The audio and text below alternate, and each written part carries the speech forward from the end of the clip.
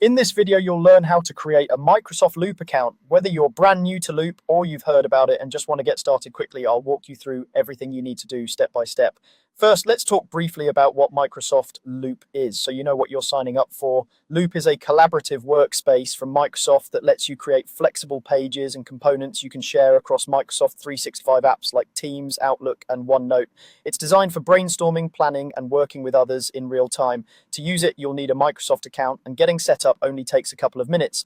To begin, open your web browser on your computer or mobile device. This can be any modern browser, like Microsoft Edge, Google Chrome, or Safari. In the address bar at the top, type loopmicrosoft.com and press enter. This will take you directly to the Microsoft Loop website where you can create or access your account. Once the page loads, look for the option that says sign up. It's usually clearly visible on the main screen, often near the center or towards the upper right corner. Go ahead and click sign up.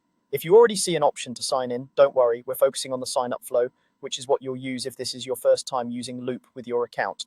After you click sign up, you'll be prompted to enter your Microsoft account credentials. This is the same account you might already use for Outlook, OneDrive, Xbox, or other Microsoft services. If you don't have a Microsoft account yet, you'll see a link on the page that lets you create one for free. You can follow that to set up a new email and password, or use an existing email address as your Microsoft account. If you already have a Microsoft account, type in your email address, phone number, or Skype name associated with that account and click next.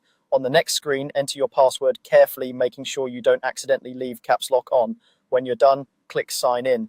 Depending on your security settings, you might be asked to verify your identity. This could mean entering a code sent to your email or phone, or approving a sign-in request through an authentication app. Follow the on-screen instructions to complete that verification step. It's there to keep your account secure.